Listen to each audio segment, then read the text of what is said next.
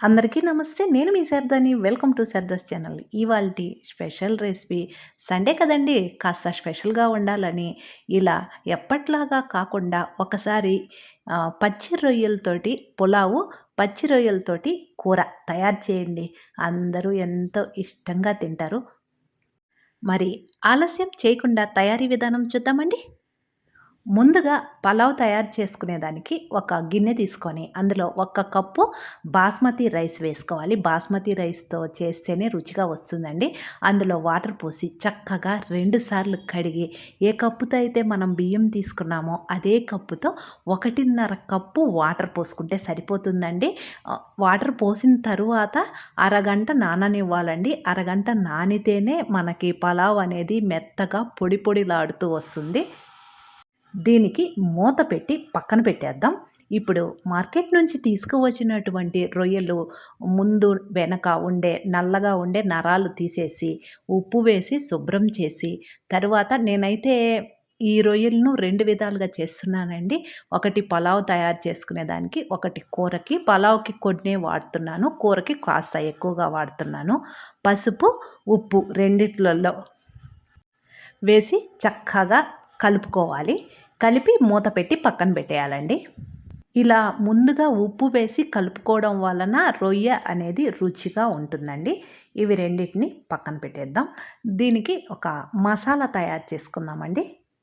ఒక చిన్న mixie jar తీసుకొని అందులో 2 యాలకులు, దాల్చిన చెక్క కాస్త, మరాఠీ మొగ్గ, స్టార్ ఉంటుంది కదండీ! కాస్త వేసుకోవాలి. అనాస పువ్వు, లవంగాలు 5, 6, అల్లం వెల్లుల్లి పేస్టు ఇప్పుడే తయారు చేసినానండి. అల్లం వెల్లుల్లి పేస్టు అప్పటికప్పుడు తయారు చేసింది వాడుకుంటేనే మనకి రుచిగా వస్తుంది.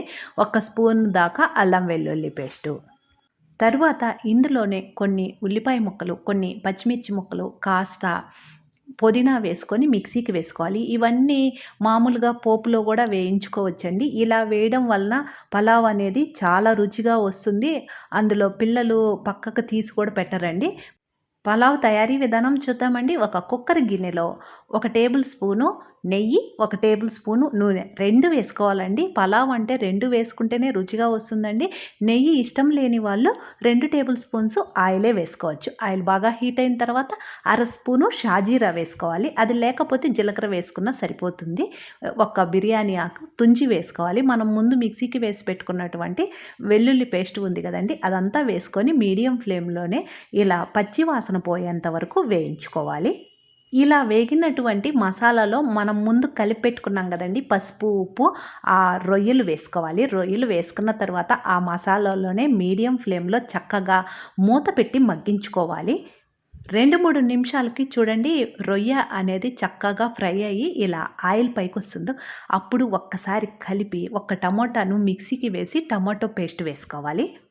ఇందులోనే మనం తినే కారాన్ని బట్టి కారము, ధనియాల పొడి మొత్తం వేసి ఒక్కసారి కలిపి మూత పెట్టి మరొకసారి మగ్గించుకోవాలి. ఇవన్నీ చక్కగా ఒకదాని తరువాత ఒకటి వేసుకుంటూ మగ్గించుకుంటేనే మనకి పలావ్ అనేది రుచిగా వస్తుందండి. ఇలా ఆయిల్ పైకొచ్చిన తర్వాత ఒక్కసారి కలిపి ముందుగా మనం నానబెట్టుకున్నటువంటి బాస్మతి రైస్ ఉంది కదండీ, ఆ రైసు, వాటర్ ఒకేసారి వేసి రుచికి తగినంత ఉప్పు వేసి, ఉప్పు చూసి వేసుకోవాలండి. ఆల్రెడీ మనం రొయ్యల్లో వేసాము. ఉప్పు చూసుకొని కలిపి కుక్కర్ మూత పెట్టి 2 విజిల్స్ వస్తే సరిపోతుందండి. 3 విజిల్స్ వస్తే అడుగంటిపోతుంది. అందువలన బియ్యం మాత్రం మర్చిపోకుండా అరగంట ముందు నానబెట్టుకోవాలి. అవి విజిల్స్ వచ్చేలోపు చిన్న మిక్సీ జార్ తీసుకొని అందులో కొన్ని ఉల్లిపాయ ముక్కలు, ఒక పచ్చిమిర్చి తుంచి వేసుకోవాలి. అల్లం వెల్లుల్లి పేస్ట్ మీ దగ్గర ఉంటే 1 స్పూన్ వేసుకోండి. లేదంటే కొన్ని వెల్లుల్లి రెబ్బలు, కొన్ని అల్లం ముక్కలు వేసుకుంటే సరిపోతుందండి. మిక్సీకి ఒకసారి ఇలా మెత్తగా వేసుకోవాలి. ఈలోపు మనకి పలావ్ కూడా 2 విజిల్స్ వచ్చిందండి. ఇప్పుడు మనము రొయ్యల కూర తయారీ కోసము ఒక ఫ్రై ప్యాన్ పెట్టుకొని అందులో కాస్త ఆయిల్ హీట్ అయిన తర్వాత 1/2 స్పూను జీలకర్ర, మనం ముందు మిక్సీకి వేసి పెట్టుకున్నటువంటి వెల్లుల్లి పేస్ట్ ఉంది కదండి, అదంతా వేసుకొని మీడియం ఫ్లేమ్లోనే పచ్చి వాసన పోయేంత వరకు వేయించుకోవాలి. ఇలా వేగిన తరువాత మనం ముందు కలిపి పెట్టుకున్నటువంటి రొయ్యలు ఉంది కదండి, పసుపు ఉప్పు కలిపినటువంటి రొయ్యలు ఇందులో వేసుకోవాలి. ఇప్పుడు ఇందులో నుంచి వాటర్ వస్తుంది. ఆ వాటర్లోనే రొయ్య అనేది ఫ్రై అవ్వాలి. అప్పుడే రుచిగా ఉంటుంది. మనం ముందుగానే వాటర్ పోయకూడదండి. మూత పెట్టి మగ్గించుకోవాలి. మధ్య మధ్యలో మూత తీసి కలుపుకుంటూ ఉండాలండి. ఇలా ఆయిల్ పైకొచ్చిన తర్వాత మరొకసారి కలుపుకోవాలి. తరువాత ఇందులో ఒక టమోటాను మిక్సీకి వేసి పేస్ట్ వేసుకోవాలి. టమోటా ఎక్కువ వేయకూడదండి, పుల్లగా ఉంటుంది. ధనియాల పొడి 1 స్పూను, 1.5 టేబుల్ స్పూను కారము, 1 టేబుల్ స్పూను గరం మసాలా పొడి వేసి చక్కగా కలిపి మూత పెట్టి మగ్గించుకోవాలి. ఈ కూర ఒకదాని తర్వాత ఒకటి వేసుకుంటూ చేసుకుంటూ ఉంటే కూర అనేది రుచిగా వస్తుంది. మనకి పలావ్ పెట్టాం కదండీ! 2 విజిల్స్ వచ్చి ఆవిరిపోయిన తర్వాత ఎలా తయారైందో చూద్దాం. వావ్! సూపర్‌గా ఉంది. చూడండి, చూస్తుంటేనే నోరూరిపోతుంది కదండీ! నేనైతే ఆయిల్సు, నెయ్యి ఎక్కువ వేయనండి. అందుకని కొంచెము షైనింగ్‌గా కనిపియదు. చాలామంది పైన తేలే విధంగా ఉంటాయి. నేను చేసినటువంటి కూరల్లో, పలావుల్లో ఆయిల్ అనేది కనిపించదండి. చక్కగా ఇలా ఒక్కసారి కలిపి సర్వింగ్ బౌల్‌లోకి తీసేసుకుందాం. 6, 7 నిమిషాలకి చూడండి చక్కగా మనకి ఆయిల్ ఇలా పైకొస్తుంది. మరొకసారి కలిపి ఇందులో పావు గ్లాసు గానీ, అర గ్లాసు గానీ వాటర్ పోసి మగ్గించుకోవాలండి. అప్పుడే మసాలా వాసన లేకుండా ఉంటుంది. కూర అనేది కాస్త చిక్కగా ఉంటేనే రుచిగా ఉంటుంది. లేదంటే పలచగా ఉంటే రుచిగా ఉండదండి. ఇలా వాటర్ పోసిన తర్వాత సన్నగా కట్ చేసి పెట్టుకున్నటువంటి ఒక గుప్పెడు కొత్తిమీర వేసి మరొకసారి కలిపి మూత పెట్టి మగ్గించుకోవాలి. 4, 5 నిమిషాలకి మూత తీసి చూద్దామండి. వావ్! సూపర్‌గా రొయ్యల కూర కూడా రెడీగా ఉందండి.